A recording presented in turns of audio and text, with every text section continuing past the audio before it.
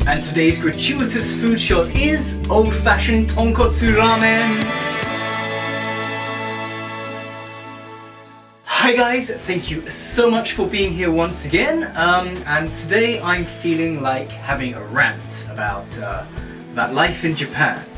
Not about anything serious, I've already talked about things like the work culture and petty crime in other videos, and there are serious topics that one day I might like to give my my unsolicited take on, like the economy and crazy far-right nationalists, but those can be like super duper fun videos to look forward to in the future. So yeah, let's stick up some shaky walkabout footage up here because I filmed it, I might as well use it, right? And then yeah, let's get started. So today I'm just going to talk about little irksome things that I encounter every day, and then because I don't just want to be negative about everything, I'll add a little silver lining each time, a little addendum to each point. I don't want to just be a Debbie Downer, negative Nancy. What am I talking about? Whatever. Anyway, yeah, obviously for every one of these gripes, there are probably dozens of positive things I can say about life in Japan, and probably will. After all, I've chosen this place to live, and there are any number of good reasons for that. Okay, you get it. Alright, so the little irritation that inspired this video was this. People don't learn to cover their mouths when they cough here. Right now, a lot of people are sick, including me. I'm just a little sick, and hopefully it's not going to get worse. But the reason I'm sick is that a few days ago, I was in a cafe and this guy just sat next to me and spent an hour just sitting, coughing into the air. Like that. Not a weird old guy, just a young guy in a nice suit, and that's not uncommon. Today in the train, I actually surreptitiously filmed people coughing away without covering their mouths, but then I decided that would be kind of rude to upload, a bit of an invasion of privacy. What's that? I don't look or sound particularly ill? Oh, that must be my strong constitution. What do you mean, like I don't look any more sickly and wan than usual? Is that what you mean? But yeah, anyone who's lived here or even visited around this time of year, you know what I'm talking about with the coughing, right?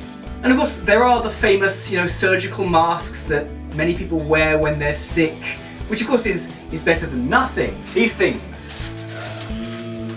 I actually don't do this very often. There.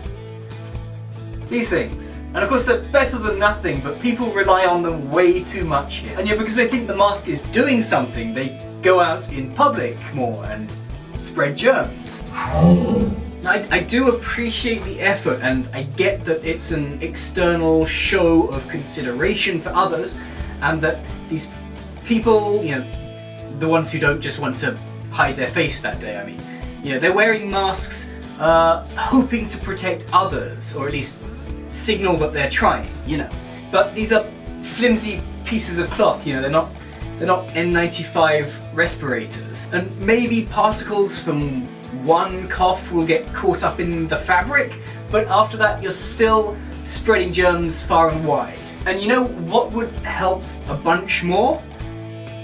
Covering your mouth with a hand. Now obviously your hand isn't going to prevent all airborne particles from affecting the people around you, but it's so much better than just openly coughing. I do appreciate that it's a cultural difference, and when I'm visiting the Chinese side of the family, I realize that it's common throughout East Asia to just cough without covering your mouth.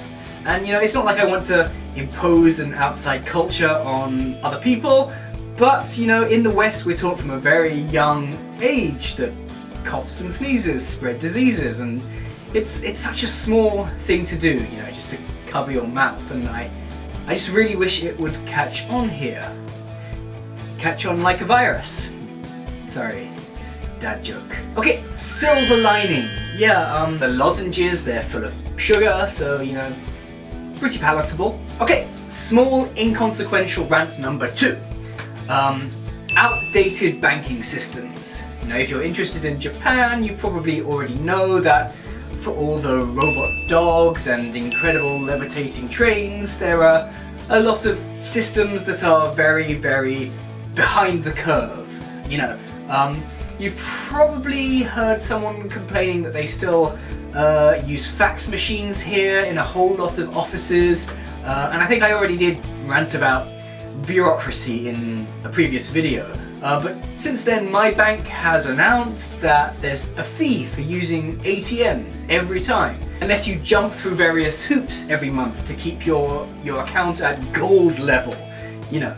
So every month I have to charge up a prepaid credit card with 10,000 yen and use it to buy stuff, just purely because that means that then I don't have to pay a fee to withdraw cash. And unlike my UK cards, I can't use this internationally, so yeah, it only works for yen payments, which I think it's a really dumb thing for a bank to introduce. But you know, at least I'm one of the lucky ones that doesn't have to make sure I get all of my cash on Friday, because the ATMs close every evening and on the weekends. So if I don't get it out on Friday, I'm stuck without any cash for the whole weekend. And that's the case for quite a lot of the banks here. Okay, the silver lining is that, well, cashless payment is catching on here. At the moment things are a little bit clunky, and if one of my friends wants to use PayPay or whatever, it tends to take a fair bit longer than just using cash. But I think it will get there soon, and it might actually mean that at some point I have to get a Japanese smartphone. I mean, I like using an international one with an English language interface, but they're not actually, they don't tend to be compatible with the Japanese payment services. Still, it's great that the technology is getting there little by little. You know, when I arrived here, you couldn't even pay for McDonald's with anything except for cash, so I feel like progress is being made. Right, rant 3, lack of information on the platforms in train stations. Yeah, when I first came here, whatever problems I had, I just accepted were because of my language abilities, or lack thereof. But now I realise that the signage is just inadequate here. In the UK, even the tiny rural station I grew up using, which isn't even staffed after 10 AM because there's just not enough people using it. It has an electronic board that shows every station that the train will stop at. In London, the station will have a huge poster showing your station and every stop the train will go to until the terminus. A couple of lines that split can be more complicated, but they do try to make it comprehensible. In Japan, it's often so much harder to understand, especially when you get outside the city or on lines that haven't been modernized.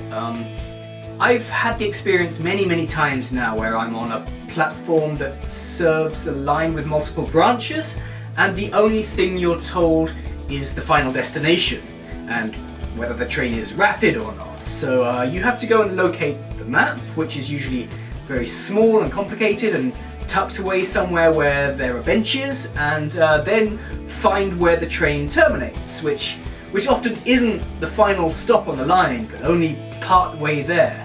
And then you have to work out if that's the right branch that you need, which also depends whether or not your station is served by the rapid or semi-rapid or express or local express services, or just the local trains.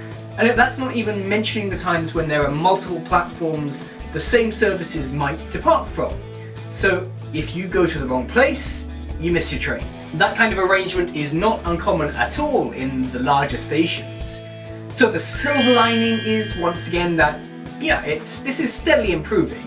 You know, it's becoming more and more common for the trains, especially in places frequented by more tourists, to clearly show in Japanese and English and often Korean and Chinese to not only the line and where the train is ultimately going, but the next stop too, which is often the critical information you need. So I'm hoping to see steady improvements. Fourth and final rant on a matter that really isn't a big deal at all.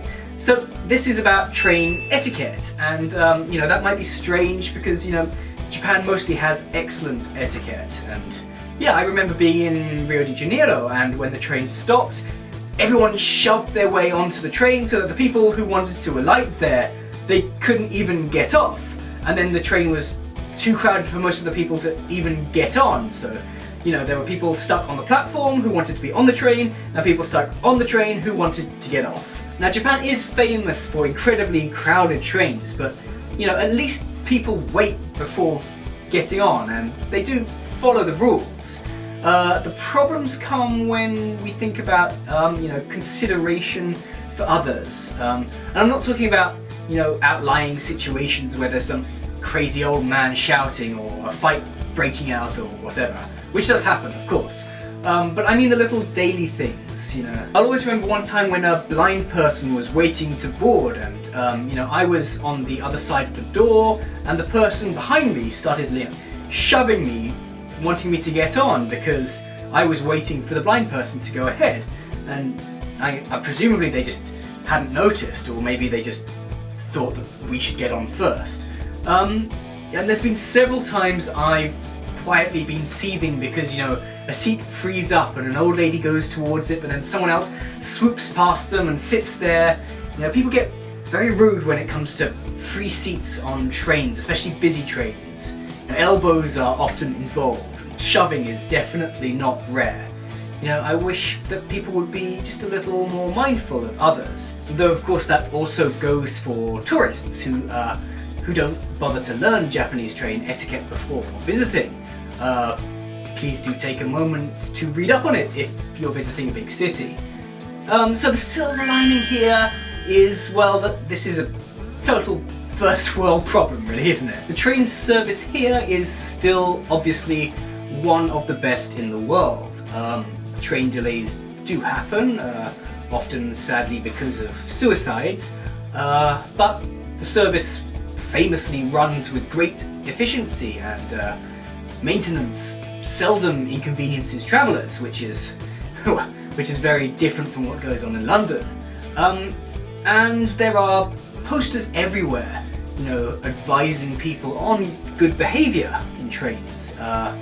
Sometimes very conspicuously featuring foreigners as the wrongdoers. But, you know, this is a video about little annoying things after all.